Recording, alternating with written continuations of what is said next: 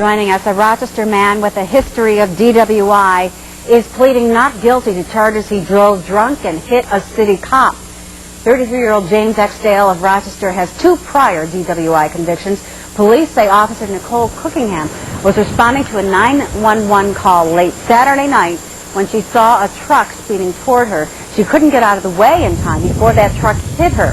Cookingham is in satisfactory condition at Strong Hospital with a broken leg and pelvis. Exdale is being held on $25,000 bail. He faces charges of assault, DWI, and driving without a license. This is one of several cases recently where a person with prior DWI convictions was let back out on the street only to get in trouble again. News 8's Katrina Irwin has more on that part of the story. Katrina? Maureen, many of those who try these cases agree that the system is broken, but until laws are changed, there is little anyone can do to keep drunk drivers from driving for good. It's extremely frustrating. Extremely frustrating. Assistant District Attorney Sandra Dorley heads up the DWI Bureau.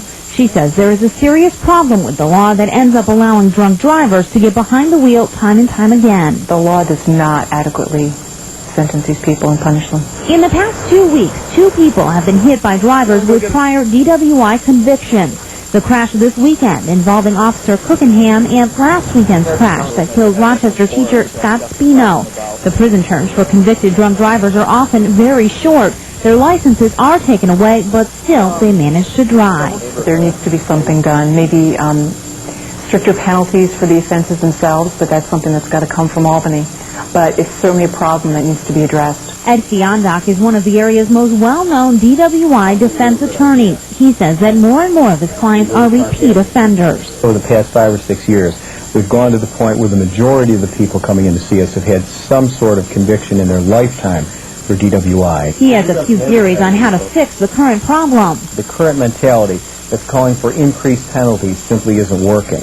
What we need is greater serious alcohol education. He also says we have to make it harder for those without a license to get behind the wheel. We really have to ratchet up the penalties for people that basically put this loaded gun in the hand of the drunk driver.